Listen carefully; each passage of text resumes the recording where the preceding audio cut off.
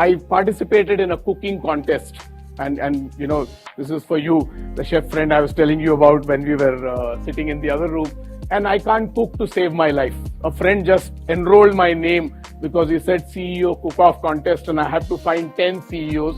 I couldn't find 10. You are a CEO, you work for Carvi, so you kind of meet the criteria. I've registered you, you come have fun. My wife then felt that if I go and make a fool of myself, that won't work. So she said, at least once in your life, try to be in the kitchen, do something. I did that, went to the contest, and you know, did what I could do. After that, I went to the contest basically to say I'll get some good food and some good quality daru. So that's all that matters. Let's go to the Hyatt. This was a contest done by Hyatt. Finished my cooking, hit the bar, was enjoying my drink. They started making the announcements, and they announced saying the winning dish today is the Mediterranean chicken stew. And I called the GM of Hyatt and I said, look, you've got to give it to me. I chose the same dish as the winner chose. So at least I got the dish right. Because what I cooked is also the same dish that they made. We did cheers to each other, continued our drinking. 2-3 minutes later, they announced it 2-3 times, and then the organizing team came saying, you can't hear, is it? I said, what is there to hear? You also come have a drink. You know, let's get on with life. And he said, no, sir, you have won the contest. That's what we've been announcing. Your dish was the winning dish. And that's when my life changed, because I went back, participated in the next round with them in Delhi, was almost like the second person in the second round of that dish. And I created a dish in the second round using seafood, and I don't eat seafood. And I was almost the winner there. And I said, if I can do this, you know, in terms of converting my learnings in the corporate world into cooking, then why don't I do something on my own? And I then quit, started a coaching company. I'm an executive coach, ran a company called Disrupt Thinking for a few years.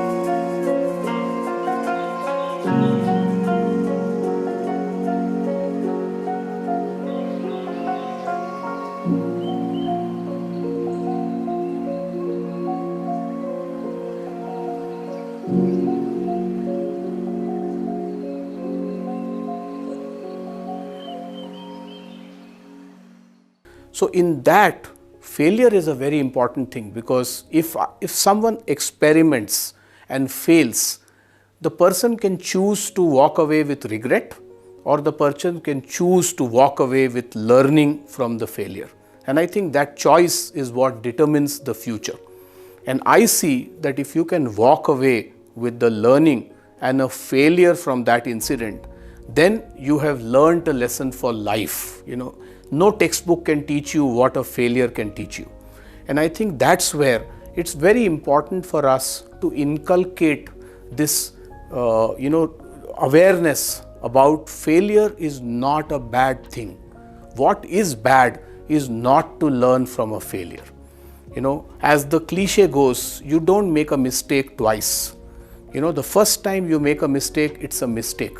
The second time you make the same mistake, it's not a mistake. It's a choice you make because you didn't choose to learn from the first mistake. And I think that's where the pivoting will happen. So if you are failing and you're learning from that failure so that you don't repeat that same failure again, I think failure is a fantastic thing. And I have seen that in my life. Like I said in my introduction, I have been successful, but a large part of that success is because I failed. I tried something, some of it worked, some of it didn't work. And I'm glad it didn't work because that gave me a learning so that I could do something else in future. So failure in my view is very, very important.